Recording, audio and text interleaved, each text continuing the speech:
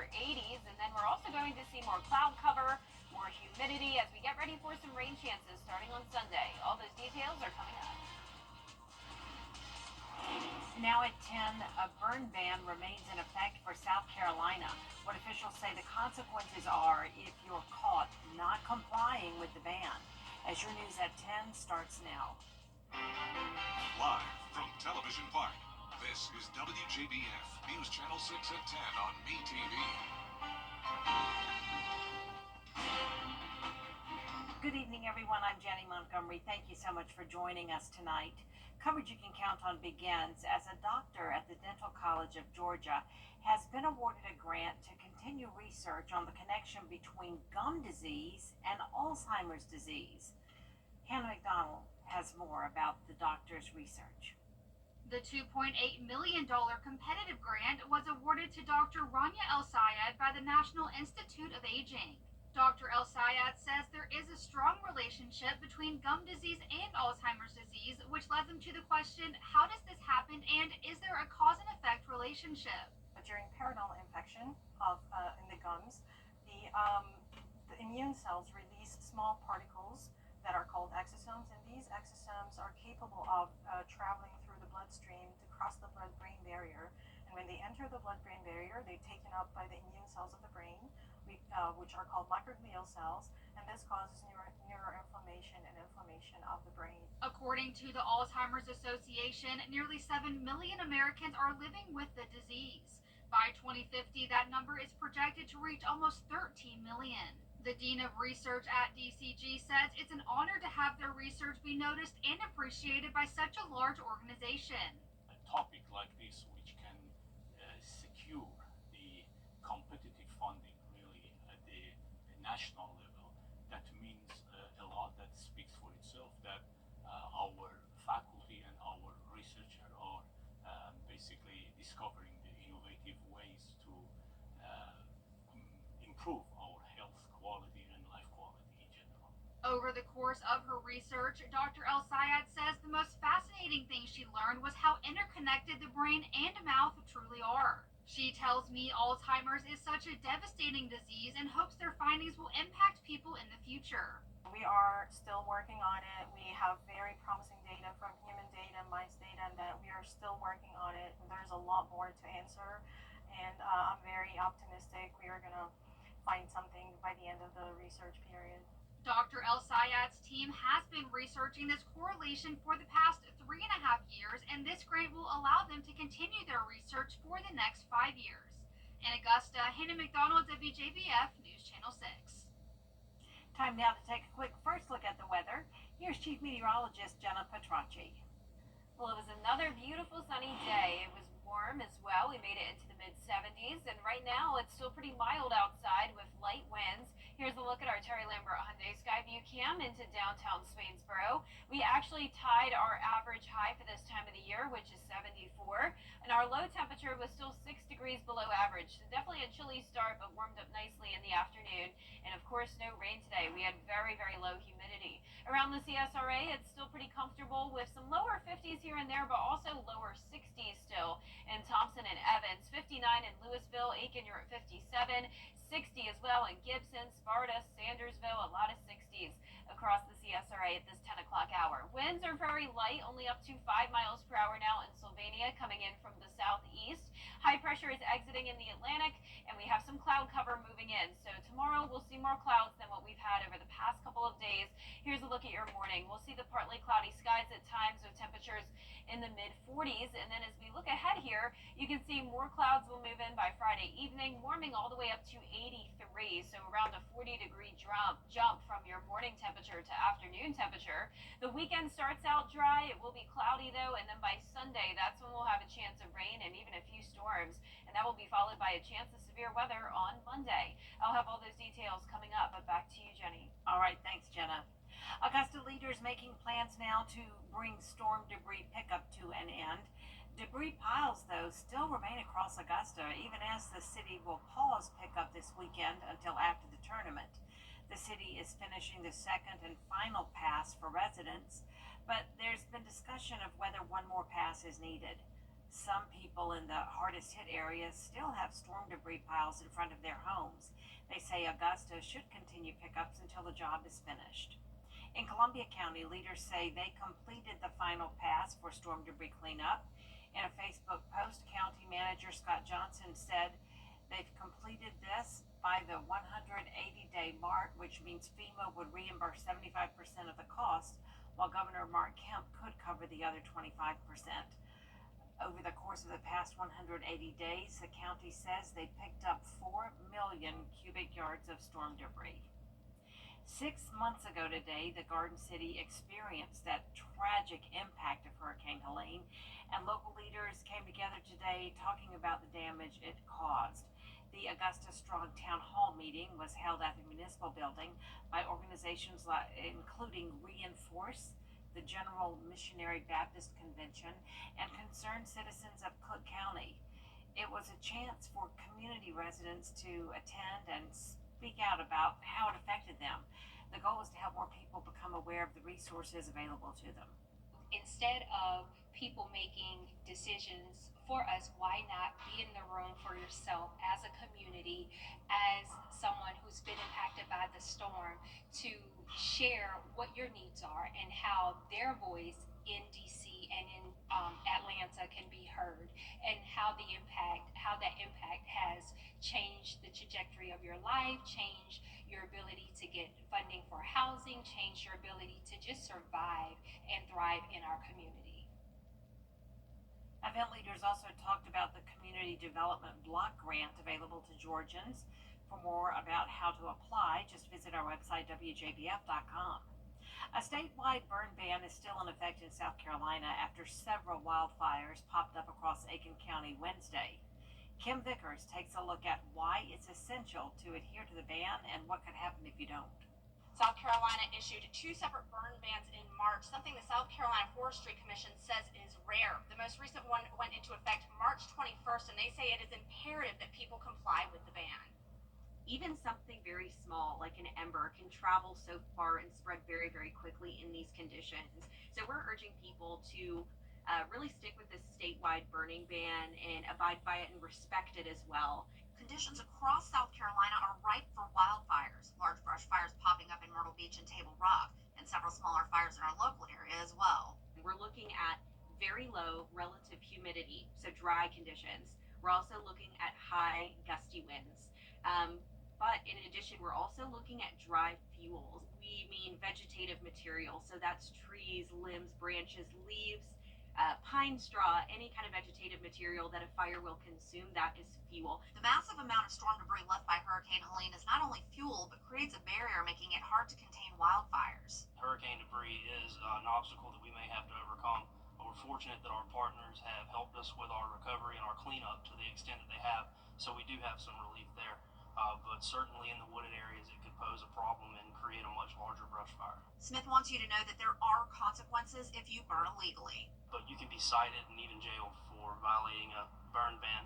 And if the fire were to get out of control as quickly as it absolutely can right now, and you damage other people's property, harm someone else, or forbid someone else loses their life, you also have to deal with the penalties that are the results of that, including civil penalty.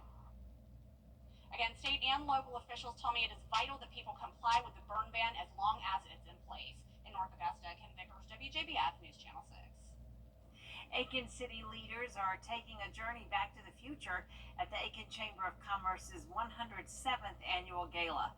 The event celebrated Aiken's history while focusing on the future, highlighting AI and small business support. The group honored standout businesses and individuals, naming the Small and Large Business of the Year, Ambassador of the Year, and Outstanding Man and Woman of the Year. It's just been my lifelong desire to make Aiken the best place it can be. And I was blessed to have been born here and blessed to have grown up here. I went away for college, but I chose to come back here and have my family here. So I just want to give back to all that Aiken's given me. I love Aiken, and I love the 18 years I was at the Aiken Chamber. I was here 6 years earlier in my career, and so I've got 24 of my 50 years here in Aiken working. this is the community. This is what we love, and this is a special place. Oh, great to see David Jameson there. He always would say, if you're lucky enough to live in Aiken, you're lucky enough. Well, after that ceremony, as you can see there, a spring garden party on the lawn celebrated the winners. And we're going to see nice warm weather over the next several days, but it also comes with some chances of rain. I'll break down all the details right after this break.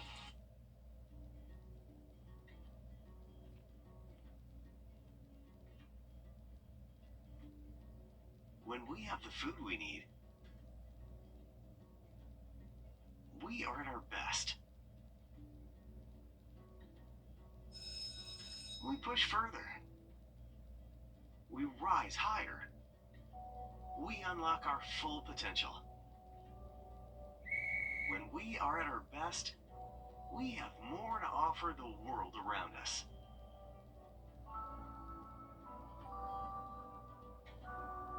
When we have the food we need, we make our communities stronger. Together, we can help everyone get the food they need to thrive. Join the movement to end hunger at feedingamerica.org/actnow. What kind of future do you want? At WJBF's Television Park Productions, our mission is to provide local businesses with top quality video and digital content at an affordable price. With decades of experience, our award-winning creative team will guide you step by step through the creative process, resulting in a successful marketing message for your brand. Over the years, we've helped hundreds of local businesses expand their voice. Visit WJBF.com/creative to find out how we can do the same for you. Time.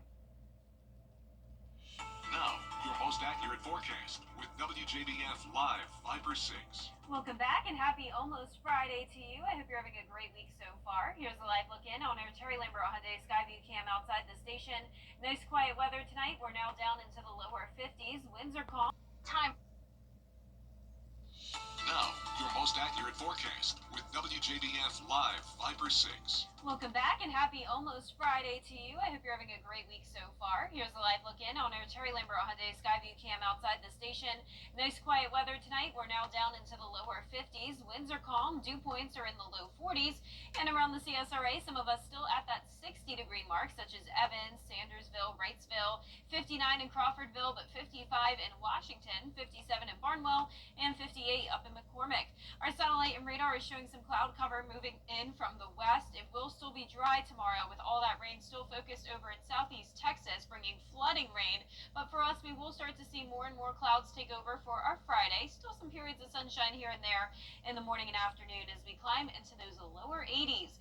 More moisture will be moving in as well. Dew points are on the rise, steadily climbing into the 50s first, and then eventually into the upper 60s on Monday. And with dew points this high, we have the potential of some strong to severe storms with a high chance of rain on Monday, maybe even some minor flooding in some spots with heavy downpours, but this will be beneficial rain. Notice we've only picked up around 2.5 inches so far for the month of March, when we typically end the month with 4 inches, and there's only a few more days to go. So for the final day of the month, we will have that chance of severe storms, 15% probability as of now from the Storm Prediction Center. It's still too early to pinpoint the exact details of this and the exact threats, but what we know now is that there is overall pretty relatively low fuel when it comes to the thunderstorm development. So you can see here on our feature cast, the weekend does start out nice and dry, so it's not a complete washout. Saturday will be great to be out and about. We will have more clouds than sunshine though, but all of the rain will be staying to our west at that point. Then by early Sunday morning, you may run into a few scattered showers, a few weak thunderstorms possible throughout the day as well with all the warmth that we'll be having. Then this is the main event. So this is going to be a cold front, a few showers moving in early, but then you can see the main part of the front that we'll be watching for the strong to severe storm development comes in during the afternoon. Now the timing of this keeps changing since we are 5 days out, and once again we'll continue to keep you updated, but as of now expect that activity anywhere from the late morning hours till the early evening, and after that still some rain chances for those first few days of April. Above average rain chances in the forecast, so that'll help out with the drought. Also above average temperatures by a lot all across the southeast. all the way up till April 6th. After that, it will likely cool down a little bit again. High temperatures are in the low 80s for now, but you can see them starting to climb. 85 by next Thursday, and we'll be getting pretty close to that 90-degree mark late next week. Low temperatures tonight will be in the mid to upper 40s, though, and our highs tomorrow will be in the lower 80s across the board. That 10-day forecast is showing the mostly cloudy skies on Saturday, cloud cover with the high rain chances both Sunday and Monday, and then you can see we will have the temperatures warm up next week with the slight chances of rain each day. Now back to you, Jenny. All right, Jenna. Still ahead, car prices could be rising. Details on the tariffs on car parts and imported vehicles after the break. Well, guys, another tub to shower conversion completed. Y'all, what are we going to do with all these old tubs? I have an idea.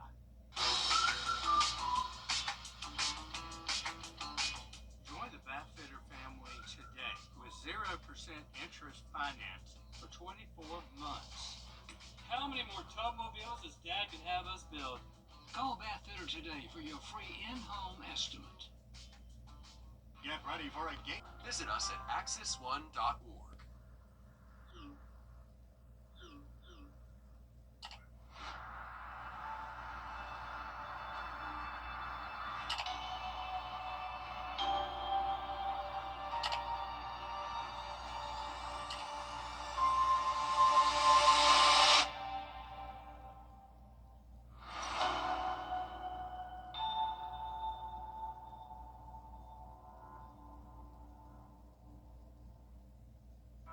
CSRA is full of amazing women. Women who inspire. Women who innovate. Women who lead. That's why News Channel 6 brings you Women to Watch. On the last Wednesday of each month, News Channel 6 recognizes local businesswomen who are making a positive impact in our community. Nominate someone today at WJBF.com. Sponsored by Goodwill. Now, WJBF sports coverage you can count on. Well, it is death, taxes, and a Don Staley coach South Carolina Gamecocks squad invading the Sweet 16. Yes, the Gamecocks are in Birmingham, Alabama, getting set to face 4-seed Maryland on Friday night.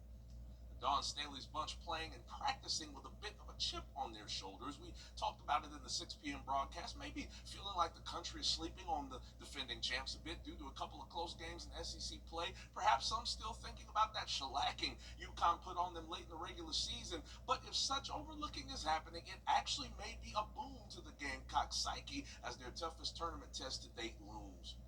I just want to win. I'm doing anything I can for my team. Anything they need me to do, that's what I'm here to do for them. I just want to win. That's it, honestly. I just want to win so bad. This is why you come to college, is play in March.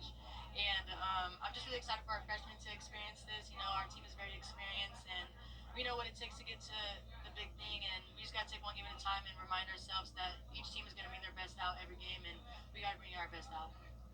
Speaking of Sweet 16 basketball, there was a bit of a CSRA basketball Thursday night reunion when second-seeded Alabama tangled with 6-seed BYU in the men's Sweet 16 at the Prudential Center in Newark, New Jersey. Do you remember the name Darion Reed? Well, if you're from Grovetown, you probably do. The former Grovetown State champ has averaged about 15 minutes per game as a freshman in Alabama this season. He's also tallying 6.3 points and 3 boards per game for the Crimson Tide, who came in as a number 2 seed. Meanwhile, Augusta native Elijah Crawford suited up for the Cougars, but Reed and the Tide roll in this one. Do you say roll Tide if it's not football? I don't know. But it's 113 to 88, and they're headed to the Elite Eight. The More Than Golf Invitational gets started in Old Barnwell Friday morning at 8:30 a.m. The Annika Foundation puts on the tournament, which is a non-profit organization founded by World Golf Hall of Famer Annika Sorenstam.